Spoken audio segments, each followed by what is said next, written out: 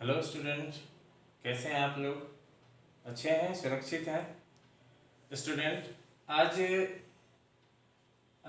History का civics का chapter 1 का ये सेकंड वीडियो डालेंगे। इसमें इस टॉपिक में आप पहले जो पहला वाला वीडियो भेजे थे उसमें meaning of democracy and freedom and democracy हम डील कर दिए थे, बता दिए थे। और आज जो टॉपिक है वो है अदर फॉर्म्स ऑफ गवर्नमेंट। देखो, जिस तरह से कि डेमोक्रेसी एक फॉर्म है सरकार का शासन चलाने का, तो दुनिया में सिर्फ डेमोक्रेसी ही नहीं है, और भी दूसरे फॉर्म है सरकार चलाने के।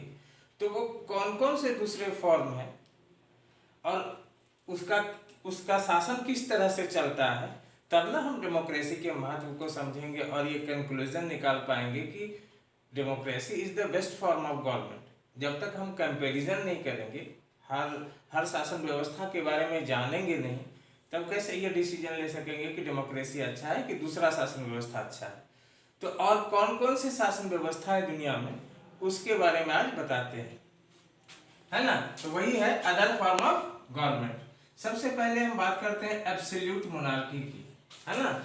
एब्सोल्यूट मोनार्की मतलब होता है कि पूरी तरह से राजतंत्र। पहले राजा का शासन होता था, मेडिवल पीरियड में हमने देखा, एंशिएंट टाइम में, मेडिवल पीरियड में ये बहुत सारा राजा लोग होते थे और शासन करते थे। तो यहाँ पे आप देखें होंगे दो तरह का मोनार्की है, absolute monarchy and constitutional monarchy. तो दोनों में क्या अंतर है ये जानते हैं। तो an absolute monarchy is a system where the ruler or monarch has the power to do anything he wants to। जो एब्सोल्यूट मोनार्की है उसमें राजा पर कोई अंकुश लगाने वाला, राजा को कोई रोकने वाला नहीं होता है। राजा की जो इच्छा होती है वो कर जाते हैं। जो कानून बनाना होता है वो बना लेते हैं, वो किसी से सलाह वगैरह नहीं लेते। तो इस तरह की शासन व्यवस्था को एब्सोल्यूट मोनार्की कहते हैं, जिस पर कि राजा को कोई गाइडलाइन देने वाला नहीं होता है, कोई सलाह देने वाला नहीं होता है। और ये प्रायः हेरिडेटरी होता था, यानी कि राजा का बेटा राजा बने। तो ये हो गया एब्सोल्यूट मोनार्की। अब ये प्रायः नहीं देखने को मिलता है, कहीं कहीं एक आधी होगा। अब दूसरा है कॉन्स्टिट्यूशनल मोनार्की। इसमें थोड़ा सा अलग है कि राजा के पावर को यहाँ लिमिट किया जाता है ना।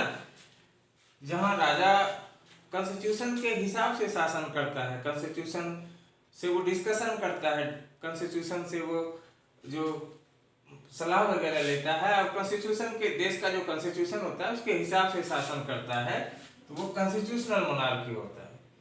जैसे कि इंग्लैंड में है अभी, है ना, राजा अभी भी है इंग्लैंड में, लेकिन वो कॉन्स्टिट्यूशन और जो सभा है, house of Lord and house of Commons, उसकी सहायता से ये शासन करते हैं। और ब्रिटिश गवर्नमेंट जो राजा होते हैं वो नाम मात्र के होते हैं, सारा काम तो कॉन्स्टिट्यूशन और वो उसका पार्लियामेंट करता है। तो इस तरह से राजा जब अपने पावर को कॉन्स्टिट्यूशन के द्वारा सीमित कर देता है, कॉन्स्टिट्यूशन जो कहता है वही राजा करते हैं, तो इस तरह से जो मोनार्की होता है, जो राजतंत्र होता है, वो कॉन्स्टिट्यूशनल मोनार्की उसको कहते हैं, या संवैधानिक राजतंत्र कहते हैं। इससे इस मोनार्की से ये मोनार्की अच्छा है ना, क्योंकि यहाँ पे राजा पर कोई अंकुश लगाने वाला होता है, उसको कोई रोकने वाला होता है, कोई गलत डिसीजन लेता है तो उसको कोई टोकता है, ठीक है। यहाँ तो कोई टोकने वाला नहीं होता है। अब बात करते हैं डिक्टेटरशिप की, जिसका हिंदी होता है तानाशाही। क्या होता है? तानाशाही, है ना। किम जोंग का नाम सुना होगा आपने, उत्तर कोरिया के राजा है तानाशाह। वो सिटीजन पर वो बाय फोर्स शासन करते हैं। उनको कहना है कि डिक्टेटर का कहना होता है कि जो हम चाहते हैं वही करेंगे, वही करना होगा, और कोई उसका विरोध नहीं कर सकता है।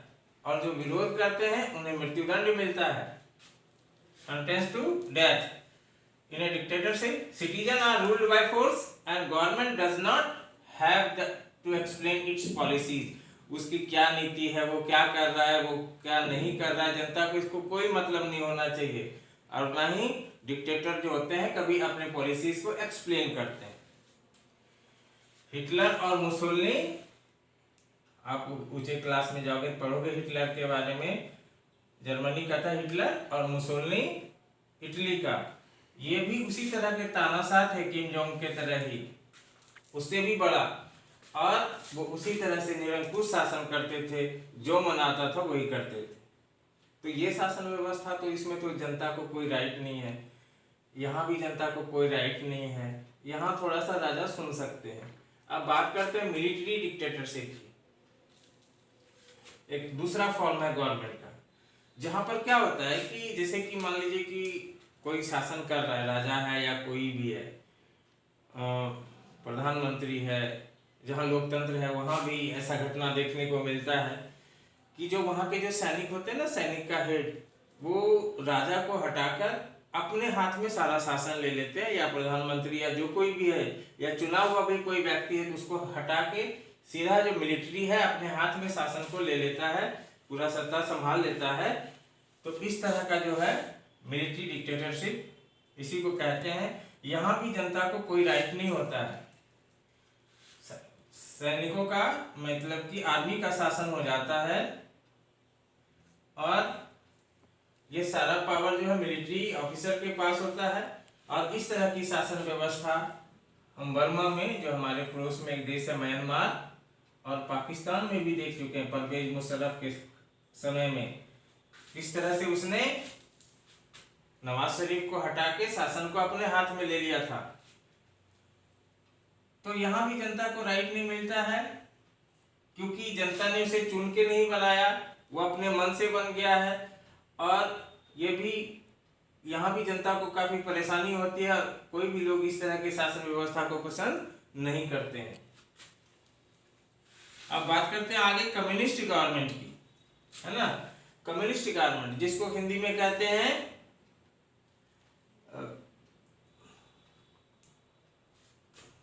कम्युनिस्ट गवर्नमेंट का मतलब होता है ये जो चाइना में जो शासन व्यवस्था है, जिसमें कि एक ही पार्टी शासन करते हैं, है ना, एक ही पार्टी शासन करते हैं, और उनका जो गरीब लोग हैं देश में और जो वर्किंग क्लास है, ये उसके फेवर में सोचते हैं। और क्योंकि उनका मानना होता है,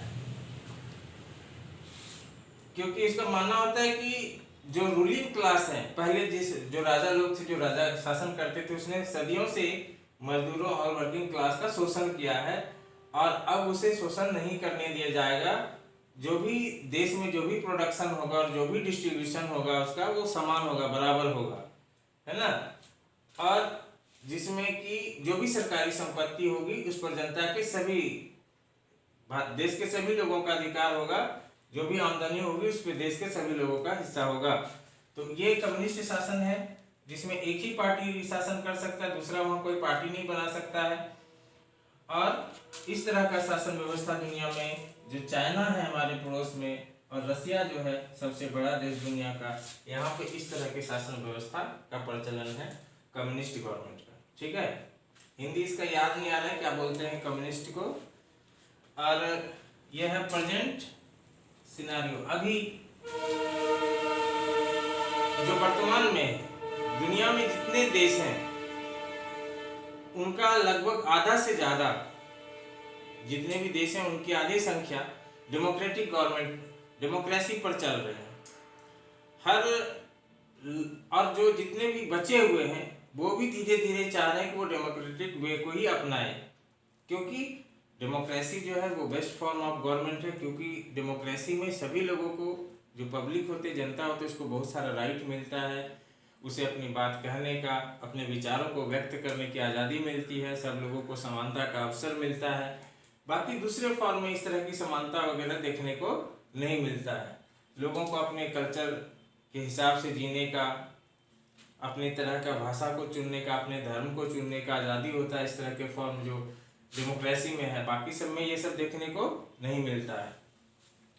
तो दुनिया के अधिकांश देश अभी डेमोक्रेसी व्यवस्था में चल रहे हैं, और कहीं कहीं जहाँ पे अभी नहीं हुआ है डेमोक्रेसी, वहाँ भी लोग प्रयास कर रहे हैं कि वहाँ भी डेमोक्रेसी को अपनाया जाए।